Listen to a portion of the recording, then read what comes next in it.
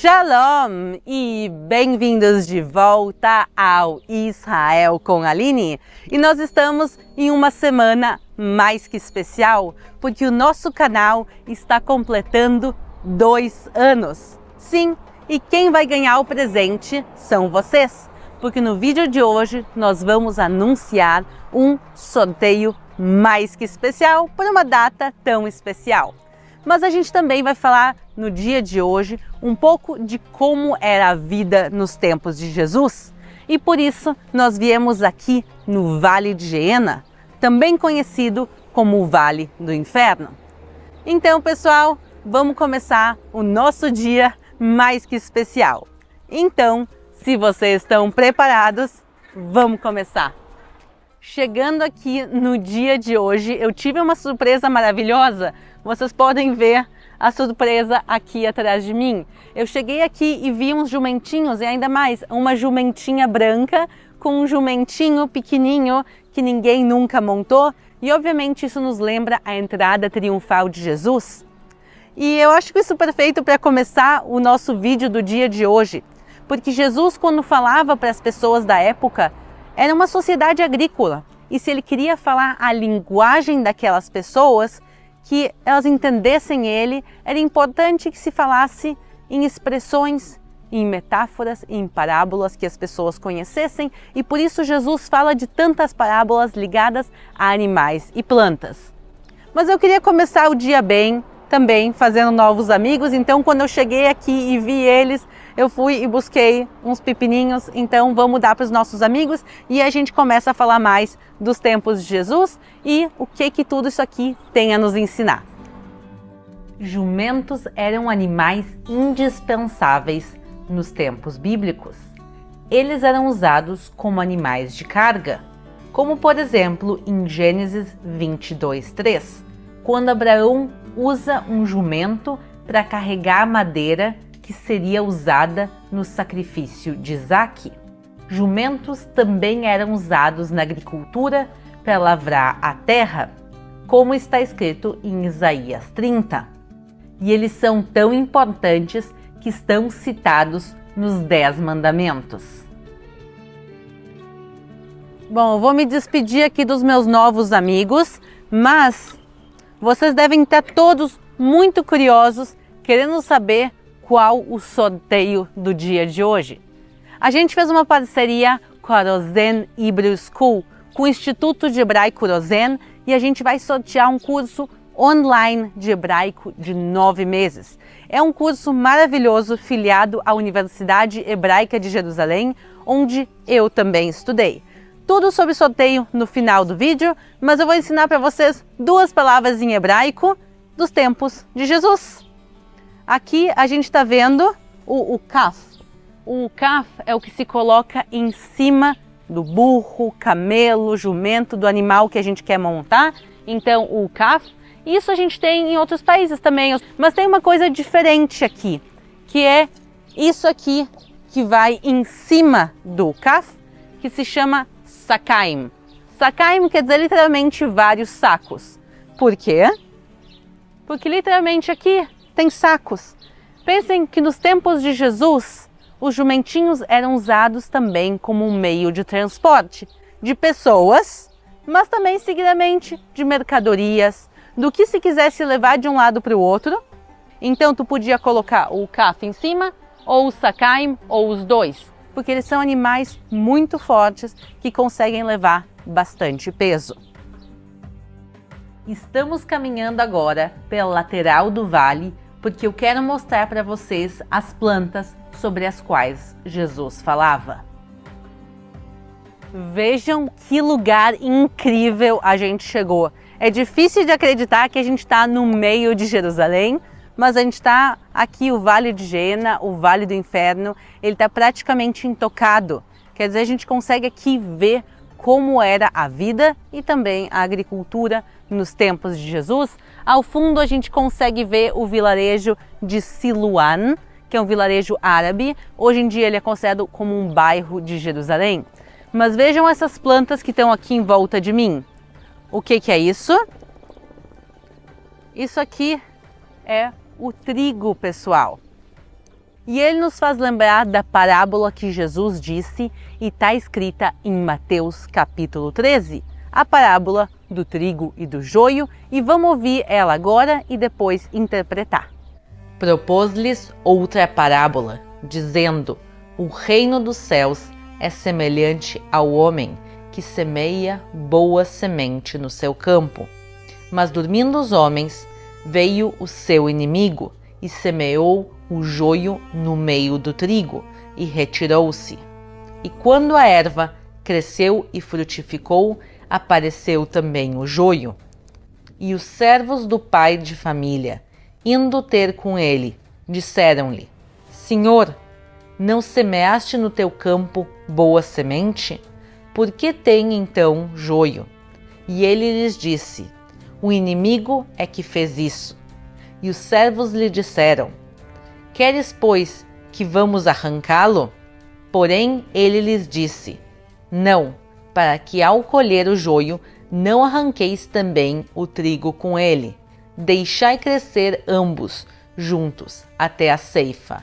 E por ocasião da ceifa direi aos ceifeiros: colhei primeiro o joio, atai-o em molhos para o queimar, mas o trigo ajuntai-o no meu celeiro. Jesus, nessa parábola, fala de duas plantas, do trigo e do joio. O trigo está aqui e é uma planta que todos vocês conhecem em uma forma ou outra. Com certeza pão aqui todo mundo está acostumado a comer. E se a gente pega o trigo e começa agora a abrir ele, a gente consegue ver a quantidade de sementes de trigo que saíram. Opa, caiu uma até. Deixa eu mostrar para vocês. Isso aqui é a sementinha de trigo e a gente pode comer, ela é durinha, mas a gente pode comer ela assim. Agora que a gente sabe que tudo isso aqui é o trigo, que planta é o joio? Eu achei interessante que eu cheguei para o pessoal que trabalha na agricultura aqui no Vale de Jeena e eu falei, eu estou procurando zinon, eu estou procurando joio. E eles nem sabiam do que se tratava. E eu também não sei quantos de vocês já viram alguma vez na vida uma planta de joio. Porque nós hoje em dia estamos muito desconectados da agricultura e das tradições bíblicas porque muito tempo já passou.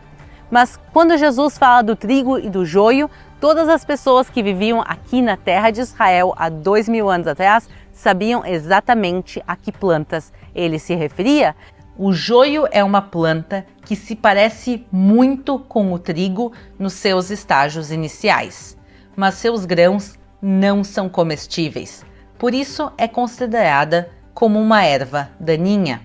É uma planta que ela vai crescer, vai pegar os nutrientes da terra, ela vai ocupar espaço, ela vai enganar quem olha, porque quem olha vai poder passar e à primeira vista parece tudo igual, mas na hora de crescer e colher os frutos, o trigo vai dar os grãos e o joio vai nos dar nada.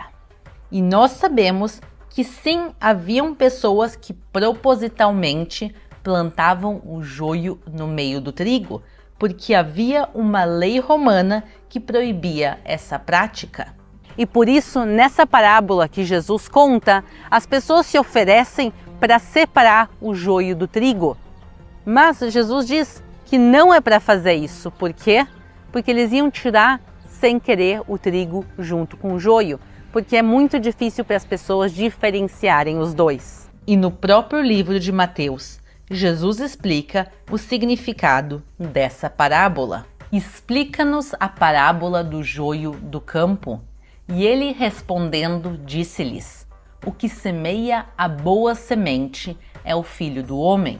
O campo é o mundo e a boa semente são os filhos do reino. E o joio são os filhos do maligno. O inimigo que o semeou é o diabo e a ceifa é o fim do mundo, e os ceifeiros são os anjos. Assim, o joio é colhido e queimado no fogo. Assim será na consumação desse mundo. No início, é difícil diferenciar o joio do trigo, os filhos do reino dos filhos do maligno. Mas no final dos tempos, eles serão separados. E eu acho muito significativo estarmos falando disso justamente aqui no Vale do Inferno. E eu caminhando aqui no meio dessas plantas, vocês devem estar achando que é um pouco estranho, porque tem pouca coisa plantada, tá meio bagunçado, tá meio estranho. Por quê? Porque a gente está em ano de Shemitah, a gente está em ano sabático. A Bíblia nos fala que a terra tem que descansar por 1 ano a cada 7 anos. Então nós estamos agora no ano de Shemitah e por isso tudo que vocês estão vendo aqui ou nasceu espontaneamente ou foi plantado ainda no ano passado. Lembrando que o ano no judaísmo começa por volta de setembro. Então tudo que está plantado é antes de setembro do ano passado. E o ano de Shemitah é um ano muito especial porque é um ano biblicamente de milagres. Então vamos torcer também que esse ano seja um ano muito especial e um ano de milagres. E no meio de tudo isso aqui que está crescendo, tem mais uma planta que eu quero mostrar para vocês. Tem aqui uma pequena flor, é uma das últimas da estação. Quem sabe que flor é essa? Pode deixar aqui nos comentários. Isso aqui é uma flor de mostarda. E isso nos lembra a outra parábola que está em Mateus capítulo 13, a parábola do grão de mostarda, onde Jesus fala que a fé deve ser como um grão de mostarda. Vocês acabaram de ver o tamanhinho do grão de mostarda? E agora olhem o tamanho do pé. Aqui até aqui chega o pé de mostarda. Pessoal, isso aqui porque ele já está seco e michuruco, eles podem crescer bem mais alto. Eu conheço alguns pés de mostarda que são quase do meu tamanho, inclusive. Mas também tem mais uma coisa. A mostarda, ela se multiplica. Quando a gente chega aqui em Israel no início da primavera, a gente vê campos e campos e campos cobertos de mostarda. Não que uma pessoa foi lá e plantou, e sim cada uma dessas sementinhas cai na terra e cresce. Então, cada semente cria uma planta bem grande, mas todas essas plantas juntas cobrem zonas gigantescas de Israel. E tu olha para o horizonte e o que tu consegue ver são o amarelo das flores de mostarda. E elas conquistam e dominam as paisagens, principalmente da Galileia, que é justamente a zona do ministério de Jesus. Então, quando Jesus fala para as pessoas da época do trigo, as pessoas estariam em um lugar como esse, vendo o trigo, vendo também o joio, vendo a mostarda, vendo o jumentinho branco, vendo tudo isso e entendendo a fundo o que Jesus queria nos dizer com cada uma dessas parábolas. Mas agora vamos caminhar um pouquinho e falar do nosso sorteio. Vamos lá! O canal Israel com Aline está celebrando 2 anos. Parece que foi ontem que a gente colocou o nosso primeiro vídeo lá no Muro das Lamentações. Tanta coisa mudou desde então, mas a principal mudança são todos vocês. E por isso eu quero dizer Mazal Tov. Mazal Tov em hebraico quer dizer parabéns. Parabéns a todo mundo que faz parte da nossa família Israel com a Aline. Então, para celebrar juntos esse dia tão especial, nós nos juntamos com a Rosen Hebrew School, com o Instituto de Hebraico Rosen, onde cada aluno aprende no seu próprio ritmo. Os professores dão atendimento personalizado para cada aluno com turmas pequenas. Os professores são israelenses, mas também falam português. As aulas são online e ao vivo, assim você pode interagir com os outros alunos e professores. Para aprender hebraico, a língua dos tempos de Jesus, para entender melhor a Bíblia e Israel.